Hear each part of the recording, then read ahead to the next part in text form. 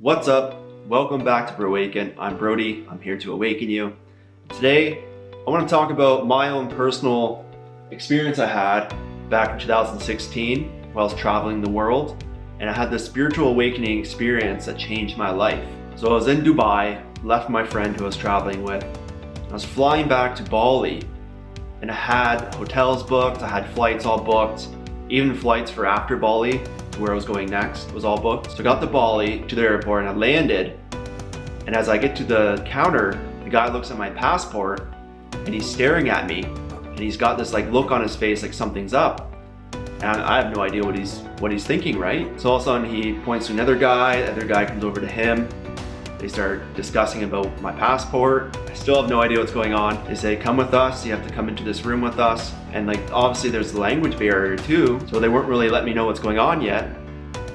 So I get into their office and they let me know, hey, your passport is expired. And I totally forgot to renew my passport before traveling, like the most obvious thing ever, right?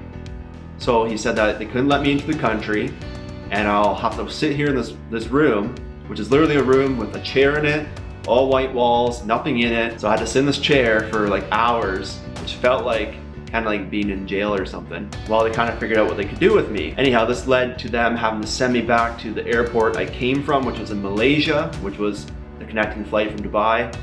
And in Malaysia, I had to figure out what to do with me. I had to spend the night in this detainment cell, with the bunk beds and security guards and all that, until they figured out what they had to do. And I just remember being on the bunk bed that night going, what is going on? Why is the universe doing this to me? Why is everything kind of not working out, falling apart? Still had no idea of what they're gonna do with me. So the next morning, they tell me, hey, since you're from Canada, which is a Commonwealth country with Australia, England, US, that I could actually fly to Australia from Malaysia rather than having to fly back to Canada and ending my trip early. So of course I went to Australia, had no idea where I was gonna go. And they said that the next flight out was Perth, Australia. And I like to just go with the moment, so I said, sure, let's go to Perth, Australia. So I got a ticket there.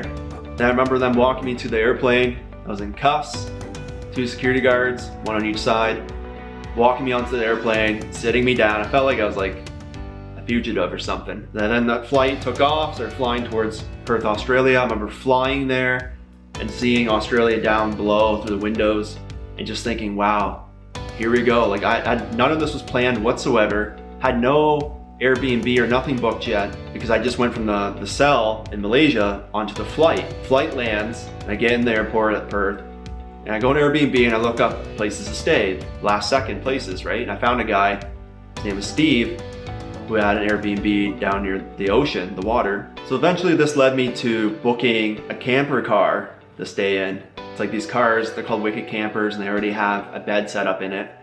So I ended up booking one of those after staying in Perth for a few nights, and I decided I'm gonna drive from Perth all the way across the desert to Sydney, Australia. And I remember the guy telling me that I was staying with that section from Perth to Melbourne, which is across the whole central part of Australia, it's called the Nullarbor, and no one lives there. It's flat, there's barely any trees or anything like that. It's kind of known that if you drive across that thing, you can lose your mind. Many people think you're crazy for driving it because it's so boring. It's just like a straight road, barely any twists or turns, no hills, barely any trees, animals, just straight of nothing. I mean nothing. So I reached this town called Nullarbor, which is the last stop before you head on the Nullarbor. And I got gas in my vehicle that I was renting, the camper car. And I'm walking towards my car to go get in it. And I dropped my iPod. It fell out of my pocket and it smashed on the concrete. And so the glass shattered and it was not usable whatsoever. And that had all my music on it, had podcasts on it. I was gonna listen to all this stuff while driving to make time go quicker, right? So then that was broken and obviously I had nothing to listen to. So okay, I'll listen to the radio in the car. So I look up on the roof of the vehicle and the antenna is broken off. So I'm like, oh my God. So I get into the vehicle, I test out the radio anyways. You turn it on, it starts rolling through all the channels. You know how it just keeps going and going and going and going because there's nothing? Yeah, so I did one of those things. I'm like, oh my God, I have no music for this whole car ride. What am I gonna do? And at first I was kind of like frustrated, but then I thought to myself, you know, trust the universe, trust what's going on. So I get in my car and I start driving down the Nullarbor, and you hit the sign that's like next gas station isn't for like many hours away. And you're like, oh my God, where am I gonna go? Like I'm heading into literally nothing. So I started driving down the road, and it doesn't take much till you start kind of like losing your mind. I remember it was only a few hours in, and I'm already like rolling down the window, yelling out the window that like nothing. I remember a few times I stopped, and when I stopped, I'd get out my vehicle and I'd just start shouting into the field because there's literally no one around, right? I remember even talking into my mirror that I had in the vehicle and looking up at it and just like doing movie scripts to myself just to talk to someone because it was that boring. It's so much different when you're driving and you've got things to look at, but when it's just like straight, nothing to look at, no turns, no hills, it can get you a little bit crazy, you know? So eventually I made it to the other side of the Nullarbor after like many hours, right? And I get to this gas station and I'm filling up the gas station. I go inside to pay for it. And I'm talking to the store clerk how like my iPod broke, there's no radio in my car, I had no music, I had to drive across the whole Nullarbor with nothing. And they're like, oh my God, you know, that sucks, wow. So I leave the gas station building and I start walking back towards my car. And all of a sudden I hear a voice shout, hey, come here. And I look behind me and it's this truck driver guy. He's like, hey, come on, come here. And at first I looked at him and I was like, is this like one of those scary movies where like someone wants to kidnap you, you know, I'm in this gas station in the middle of nowhere. At the same time, I was just like down for the adventure to see what's up, you know, because I don't know what he wants. So I walk over there and I get up to the guy and he's like, hey, I overheard your conversation inside the gas station, how you had no music. So I want you to take this and you can listen to this. And he hands me the CD. I put it in my pocket, I never looked at it. I just said, oh, okay, thank you, man, like awesome. So I walk back to my car. By the time I walk back there, I've already forgotten about the CD that's in my pocket. I sit down in the car, and as I go to sit down, the corner of the CD pokes my leg. I'm like, oh yeah, the CD, right. So I pull the CD out, and I look at the CD, and on the front of it, it says this. You can see that. Nothing else matters. Nothing else matters. And at this time, I just drove across Nullarbor. I have this whole spiritual awakening. I'm doing a whole different travel trip than I had planned. I didn't get into Bali. I had to go to Perth, Australia. Now I'm living in a vehicle. It just, this whole path that I was on, when I read that in that moment, it just strung me so hard. It just flew at me. And I just kept repeating to myself, nothing else matters. Wow, nothing else matters, right? Such a strong statement, especially in that moment for me. I probably stared at that CD forever. I just kept repeating the words to myself. I probably sat there for like 10 minutes, just staring and repeating. It was that powerful when I read it. So anyhow, at this moment, I leave the gas station and I'm driving to my next destination, which was Melbourne, Australia. And I had another phone on me that was just for calling. It didn't have any music on it. This was a whole different phone. And so I just grabbed my phone. Like, it wasn't like I was thinking about this. It was just like gut instinct just took over my body. Almost like there was spiritually something within me that was just resonating, that was just on fire, that had so much power inside me from reading that nothing else matters. So I grabbed my phone and bring it to me. After I looked up the phone number for this place to go diving with great white sharks, I'm dialing the number, and like, I'm not like wanting to do this because that's a fearful thing, but my body just took over. It's dialing the number.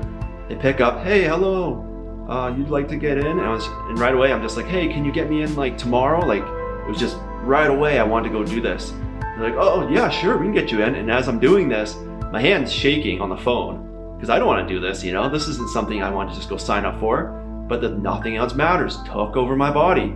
And so I booked that for the next day, put the phone down. You know what? I get the phone back up again after I looked up this other place. Next thing you know, I'm calling a skydiving place. They pick up, hey, hello, how's it going? And I'm just like, all right, when can you get me in? They're like, and I'm just like, can you get me in like the next day? Like, it just flew out, right? They're like, oh yeah, we can get you in that day for sure. And like, as this is happening, my hand's shaking more and more because I just booked the great white shark diving, and now I'm gonna go skydiving the day after already. So I put the phone down. I'm thinking to myself, what am I doing? What am I doing? And I just kept driving, and I just kept thinking about nothing else matters. Nothing else matters, right? Oh, and here's the skydiving t-shirt. I'm wearing it right now. So at this point, it has fully kicked in my mindset that nothing else matters. And going forward, especially on this trip, I just stopped caring. I let go.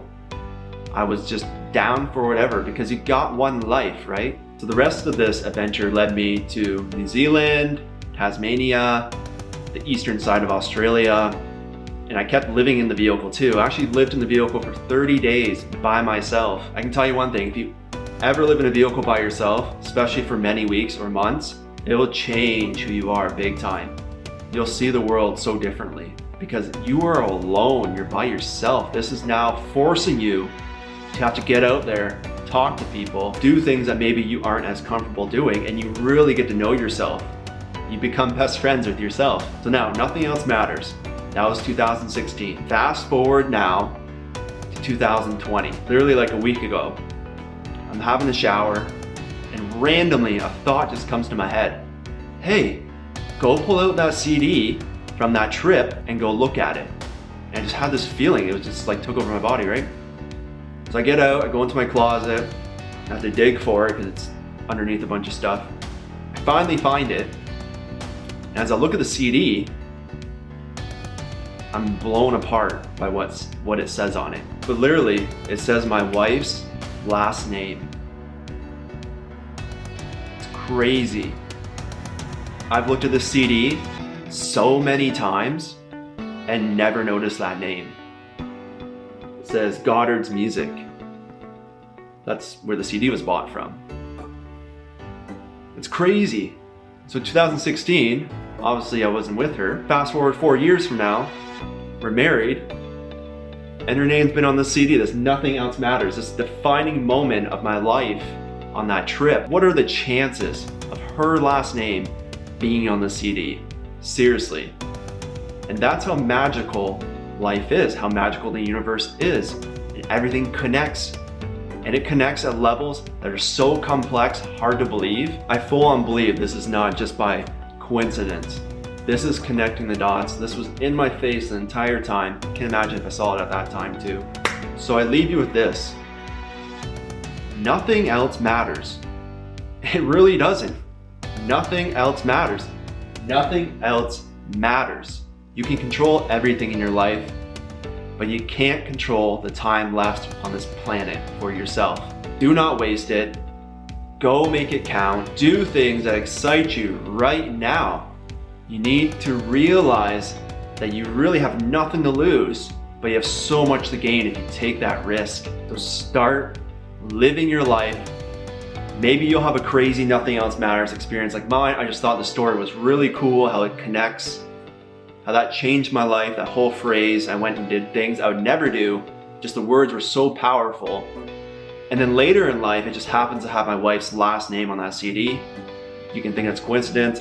I really don't. Thanks for watching the video. Don't forget to like, subscribe, comment below, and I'll see you in the next video. Thank you.